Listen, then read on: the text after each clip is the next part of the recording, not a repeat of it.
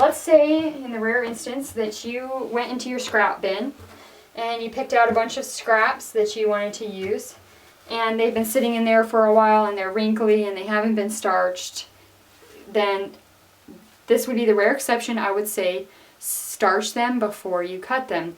Because let's say I want to use this strip and I'm not planning on cutting it anymore. I want to use this 2.5 inch wide strip. I still want to go ahead and starch it before I use it, but you have to be very careful because this is a narrow strip and we do not want to distort it at all. Otherwise you're going to have some funny seam allowances and some really crooked piecing. So we have to be very gentle, but it's still possible to do it. So what I do is the same thing. Let's do this red one. I'm going to spray one side lightly. I'm going to flip my piece over, and when I press it, I really just want to gently press. I don't want to move the iron because we don't want any distortion. So we're just going to lightly press and use the heat. Okay, and now I'm going to spray it again on this side, and I'm going to flip it, and I'm going to press. Do not move your iron around like this, because when you move it like this, you're going to be stretching on the bias. So that's why we really just want to lay the iron down on the piece. So this piece is now starched. It feels really good and it's ready to piece with.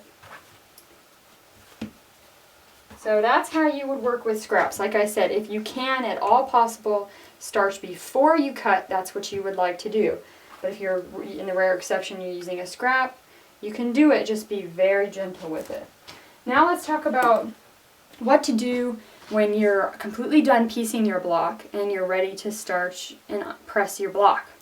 I have a block here that I made for a bee that I'm in, and I've completed piecing it and I'm ready to starch it, iron it, and send it off. When you starch the final block, you use very, very little starch. Otherwise, you will notice, and let's see if I think I have it a little bit on this block. It's kind of hard to see, but you'll get some wrinkling in the piecing, and it'll almost look more wrinkled than it did before you actually pressed it. And the purpose of pressing the final block is to really flatten it out so that it lays flat and it actually pieces with the other blocks easier. So what you're going to do is, I always like to spray the back side, so the wrong side of my block, and I have all my seam allowances how I want them here, and I don't want to mess those up. So if I had you press with the seams open and you've got your seams open, you don't want to mess that up. You want those to stay the way they are supposed to.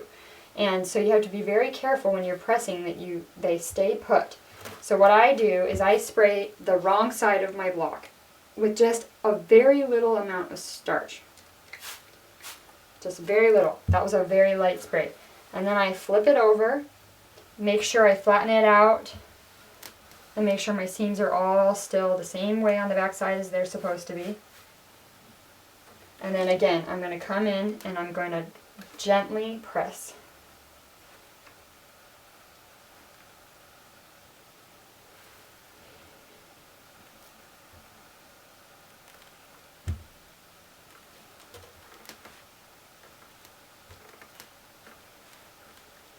And just go over my whole block. And that is all I would do to my block. I'm not going to spray this side and flip it. I would actually only just do one side, because right there, that is enough. As you can see, it's a lot flatter now. And that was enough right there. Just one light spray and the block is ready to go. And all of our seams are still pressed properly on the back side, and you have very little wrinkling when you use less starch on the final block. That just about wraps up this tutorial. If you have any questions, then please email me at alyssa@pileoffabric.com.